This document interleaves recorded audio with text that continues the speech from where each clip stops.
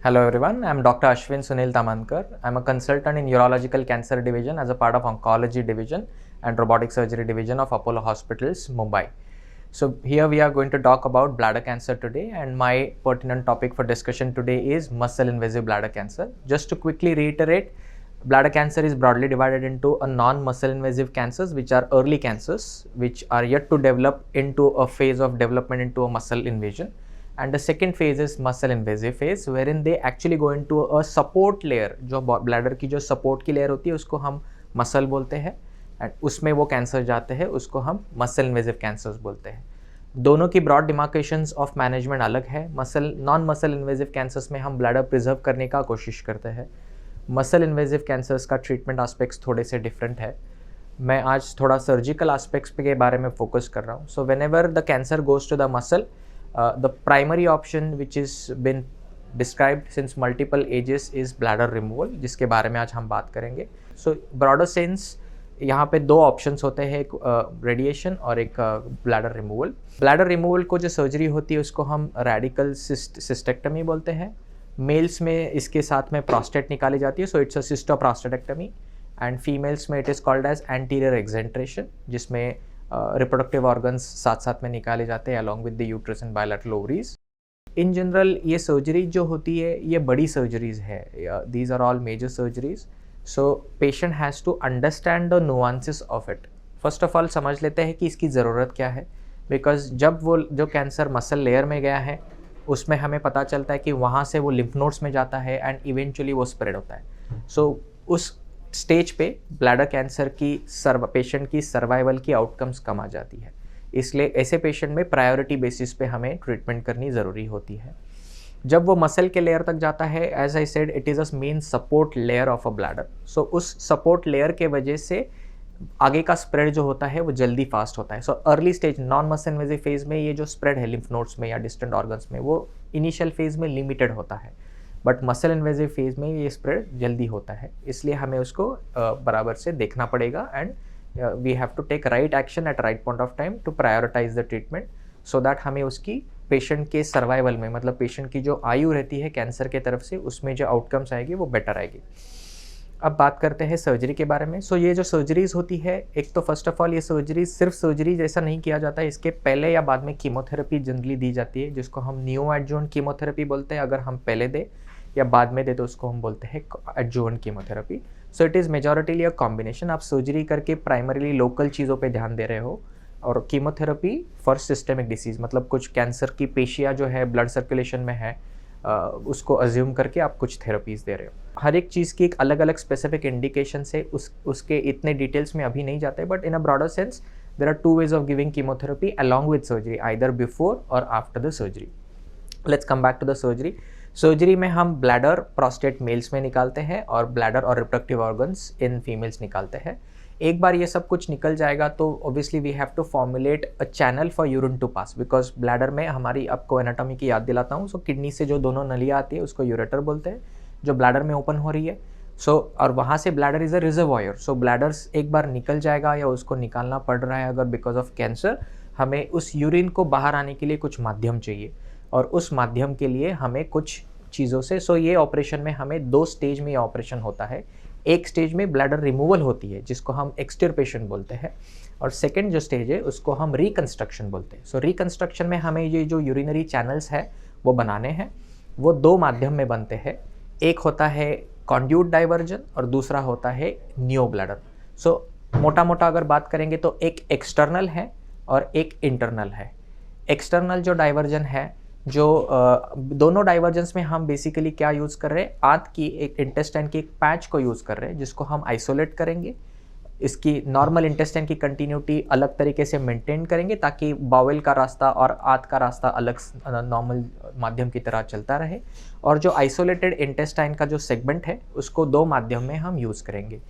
Conduit जो होता है वो दोनों माध्यम में हम यूरेटर्स को, दोनों किडनियों की जो नलिका है उसको नए जॉइंट बना के हम अंदर उस इंटेस्टाइन में ओपन करते हैं, और रिमेनिंग जो पार्ट है उसको आइदर स्ट्रेट टनल की तरह लाके एब्डोमेन पे या पेट पे एक छोटा सा बटन होल करके वहाँ पे इंटेस्टाइन का पैच लगा के उसको बाहर निकालते हैं। इसको कॉन्ड्यूट बोलते हैं। ये इसमें यूरिन कंटिन्यूसली ड्रेन होता है, जिसके ऊपर एक छोटी बैग लगती है. Size of bag is generally a size of a palm.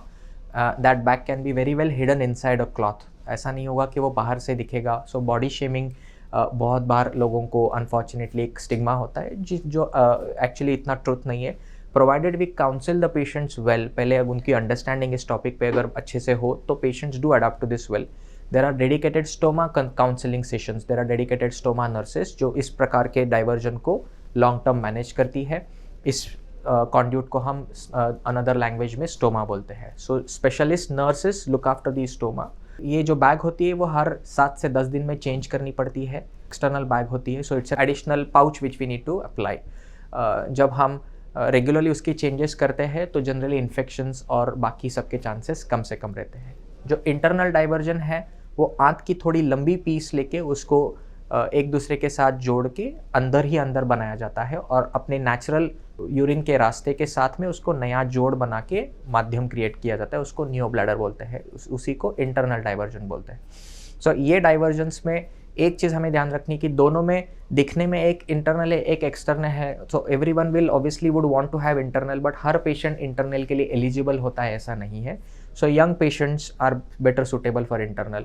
उसकी कुछ नुआंसेस आती है, पेशेंट को ब्लैडर एम्प्टी करना पड़ता है रेगुलरली. सो कुछ चीज़ें होती है, डिसीज़ की स्टेज भी देखी जाती है और उसके हिसाब से a joint discussion should happen between the clinician and the patient कि उस पेशेंट को कौन सी डाइवर्जन देनी है और उसको लॉन्ग टर्म में कैसे मैनेज करना है. So it is not one particular answer कि internal versus external. It needs a lot of thorough discussion. Internal diversion को जैसे मैंने बताया उसको हम नियो ब्लैडर बोलते हैं. दोनों की ओवरऑल आउटकम सर्जरी की डिपेंड करती है कि सर्जिकल एक्सरसाइज किस तरीके से हो रहा है और बाद में पेशेंट का उसके लिए बॉडी का अडेप्टेशन कैसा है. ये सर्जरीज के कॉम्प्लिकेशंस के बारे में भी हम बात करेंगे, लेकिन before that let's complete the surgical part.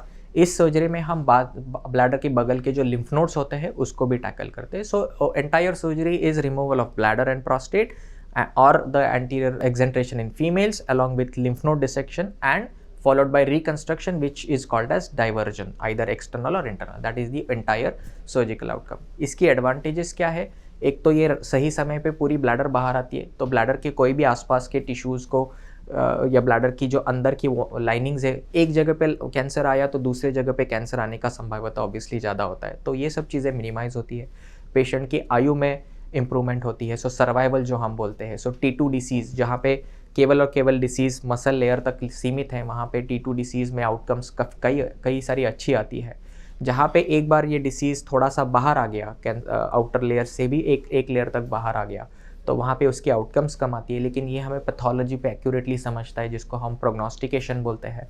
साथ साथ पे ये स्टेजिंग के हिसाब से हम कीमोथेरेपी टेलर कर सकते हैं, बिकॉज हर एक स्टेज में स्पेसिफिक टाइप की कीमोथेरेपी हर एक स्टेज में ही ज़रूरत होती है ऐसा नहीं है, लेकिन डिपेंडिंग अपॉन द स्टेज हम ये डिसीजन लेते हैं. सो सर्जरी के कई सारे ये एडवांटेजेस है in terms of survival, प्रोग्नोस्टिकेशन, decision about systemic therapy. Multiple advantages of surgery are definitely useful for the patient. Let's come to the complications. So ये सर्जरीज बड़ी सर्जरीज है, इसको प्लीज़ इग्नोर मत करिए. ये सर्जरीज करने के पहले पेशेंट्स की प्रॉपर काउंसलिंग सेशंस होनी चाहिए for literally 1-2 good hours.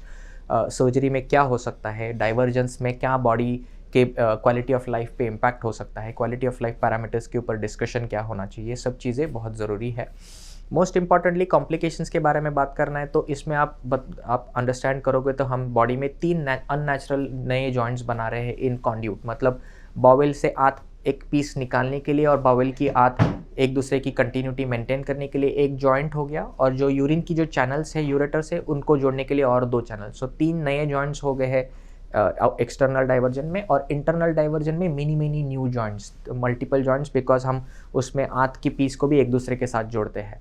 So because of this joint बनाना ये एक मैकेनिकल जॉब है. आजकल बहुत से जॉइंट स्टेपलिंग डिवाइस से बनते हैं. सो जॉइंट बनाना ये obviously it's operator dependent yes, but majority things also depend upon body healing tendency. So patient की न्यूट्रिशन, पेशेंट की overall understanding about the capacity of this particular topic. The second important thing is patient की immunity. ये तीनों चारों चीज़ों पे इस surgery की कॉम्प्लिकेशंस डिपेंड करती है. साइमल्टेनियसली हाई वॉल्यूम सेंटर्स में ये कॉम्प्लिकेशंस कम होती है. सो इन जनरल ये outcomes when they are done on a consistent basis these outcomes are always better. But इस सर्जरी में हमेशा major and minor complications describe की गई है. मेजर कॉम्प्लिकेशंस ये कोई जो हम जॉइंट्स बना रहे हैं उसकी लीकेज के वजह से हो सकता है, सो बाउल के लीक की वजह से हो सकता है, यूरिन के लीक की वजह से हो सकता है. Minor complications can be simple fever or wound infection. So the complications would vary to a very large extent. ये complications कम परसेंटेज में नहीं है, कई सारे परसेंटेजेस में है, इसलिए ये पेशेंट से प्रीएम्प्टिवली डिस्कस होने ज़रूरी है so that patients understanding and on this topic is robust. In general बात करेंगे तो ये सर्जरी हम ओपन माध्यम से भी कर सकते हैं, लैप्रोस्कोपी से भी कर सकते हैं और रोबोटिक सर्जरी से भी कर सकते हैं. ये तीनों अप्रोचेस सर्जिकल एक्सरसाइज के लिए इक्वल है, कैंसर आउटकम्स के लिए इक्वल है. कुछ चीज़ों में रोबोटिक सर्जरी और लैप्रोस्कोपिक सर्जरी स्कोर करती है in terms of faster recovery. So length of stay operation की बात की, जो स्टे होती है वार्ड में वो 1.5 से 2 दिन कम होती है रोबोटिक सर्जरी में, ब्लड लॉस कम होती है, रिकवरी पेनलेस और फास्टर होती है. सर्जिकल आउटकम्स मोर और लेस सिमिलर रहेंगे, कॉम्प्लिकेशंस मोर और लेस सिमिलर रहेंगे, लेकिन हर एक पेशेंट की अंडरस्टैंडिंग इस टॉपिक पे कैसी है उसके हिसाब से we have to decide about the treatment. Whichever is best suitable for patient in the best hands of the surgeon should be done. A joint decision should be taken accordingly. Robotic surgery अभी कई सारी situations में build up हो रही है on this particular topic. In the Western countries, more than 60-70% surgeries of bladder cancer now are slowly getting adapted towards robotic surgeries, especially UK statistics. So इस topic पे कई सारी चीज़ें evolve हो रही है. And the science is getting better and better. All the minimal invasive surgery, so laparoscopy और robotic surgery की जो एडवेंट है वो हमें दूरबीन की शस्त्रक्रिया की कई सारे एडवांटेजेस देते हैं, जैसा मिनिमल इन्वेजिव नेचर हो गया, प्रिसीजन हो गया, लेस ऑफ ब्लड लॉस हो गया, फास्टर कन्वेलेसेंस और फास्टर रिकवरी. इस सर्जरी में एक टीम एफर्ट बहुत ज़रूरी है. ये एक सर्जरी, एक तो first of all like I said it's a major surgery. सिर्फ सर्जरी को हम नहीं देखना चाहिए, हमने सर्जरी के प्रायर की डिसीजन, सर्जरी की पोस्ट ऑप मैनेजमेंट और लॉन्ग टर्म फॉलोअप, इस पूरे एस्पेक्ट पे अच्छे से ध्यान देना चाहिए और तभी ये इसकी आउटकम्स कंसिस्टेंटली अच्छी आती है in a dedicated centre where there are robust teams. So इस सर्जरी में, रोबोटिक सर्जरी में bed side assistant, specific dedicated anaesthetist plus dedicated ICU setup and the follow up protocols by having dedicated nurses, stoma nurses, ये कई सारी चीज़ें. सो इसमें 5 से 6 players इकट्ठा आते हैं. प्लस लाइक आई सेड इसमें कीमोथेरेपी का रोल है सर्जरी के पहले, सर्जरी के बाद में. इस सर्जरी के बाद में कई सारे पेशेंट्स में अभी स्लोली रेडिएशन का रोल भी इवॉल्व हो रहा है जिसमें लिम्फ नोड्स में डिसीज जाती है. So it's a multi disciplinary team management, we call it tumour board discussion. So normally ये डिस्कशंस रेगुलरली होनी चाहिए जिसमें surgical team, medical team, radiation team इकट्ठा होगी, साथ में पैथोलॉजिस्ट होंगे, रेडियोलॉजिस्ट होंगे और इकट्ठा ये डिसीजंस लेके आगे की प्रोसेस करेंगे. 2 मिनट में कीमोथेरेपी के बारे में बात करते हैं. सो कीमोथेरेपी आइदर पहले या बाद में दी जाती है. कीमोथेरेपी सिस्टेमिक स्टरलाइजेशन के लिए ज़रूरी है कि बॉडी में कोई सेल्स है तो उसको ट्रीट करने के लिए ज़रूरी है. ये कीमोथेरेपी स्टैंडर्डाइज रेजिमेंट्स होती है, पर्टिकुलर साइकिल्स होती है. पहले कीमोथेरेपी देने के एडवांटेजेस होते हैं, इनिशियली सर्जरी के पहले आप बाकी के डिसीज़ को स्टेरलाइज करने का कोशिश कर रहे हो, और बाद में कीमोथेरेपी देने का एडवांटेज होता है कि आप डेफिनेटिव सिलेक्टिव कैंडिडेट प्रॉपर से चूज करके डिसाइड करो. दोनों के एडवांटेजेस डिसएडवांटेजेस है. A joint team of surgeon and the medical oncology, जो कीमोथेरेपी के डॉक्टर होते हैं, इकट्ठा मिलकर ये डिसीजन पेशेंट की सेहत के लिए लेते हैं कि इसमें हमें कौन सा ऑप्शन ज़्यादा सूटेबल है. So just to summarise, bladder cancer is a aggressive cancer. Muscle invasive phase में ये कैंसर्स कई तरीके से अग्रेसिवनेस दिखाते हैं. उसमें सर्वाइवल पे नंबर्स इंपॉर्टेंट रहते हैं. ऐसी सिचुएशन में आप जितनी अग्रेसिव थेरेपी करोगे उतना ऑलवेज बेटर रहता है. ब्लैडर रिमूवल ये age old described treatment modality है जिसमें ब्लैडर कैंसर मसल में गया है. Majority advantages of surgery are always going to be staying with the help of complete removal of the bladder. And these surgeries are major surgeries, so please listen to your doctor, have a good counseling sessions in a dedicated setup, in a dedicated team approach. Your outcomes will be better. Thank you so much.